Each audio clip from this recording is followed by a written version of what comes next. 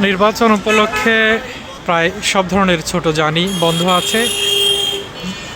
নির্বাচন কমিশনের অনুমোদনযুক্ত স্টিকার ছাড়া এবং জরুরি প্রয়োজন ছাড়া আসলে কোনো ধরনের যানবাহন পাবলিক পরিবহন ওইভাবে চলছে না। কিন্তু পরিবহন চলার ক্ষেত্রে যেহেতু বাধা নেই, আমরা দেখেছি দু একটি বাস কিন্তু চলতে। এছাড়া যে সার্বিক পরিস্থিতি, পরিবহন যেমন নেই, রাস্তায় ততটা যাত্রীও আসলে নেই। কিন্তু ভোটাররা যারা ঢাকার ভেতরেই বিভিন্ন আসনের ভোটার, তারা আসলে তারা এক স্থান থেকে অন্য স্থান যাওয়ার জন্য একমাত্র এবং যে পরিবহনটি পাচ্ছেন সেটি আসলে আমরা যেটিকে ঢাকা শহরের গলার কাঁটা বলে বিবেচনা করি।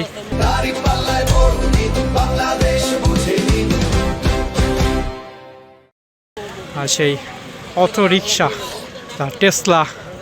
টেসলাতেই ভরসা করছে মানুষ।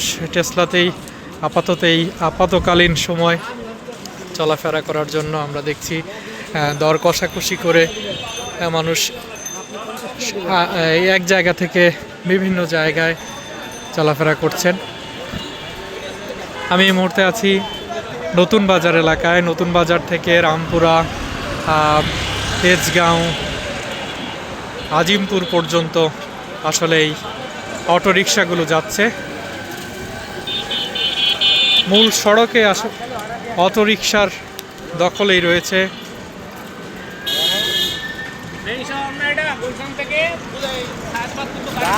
দু একটি প্রাইভেট কার, মাইক্রো, যেগুলো স্টিকারযুক্ত, সেগুলো ছাড়া আসলে পুরো ঢাকার সড়কই ফাঁকা রয়েছে।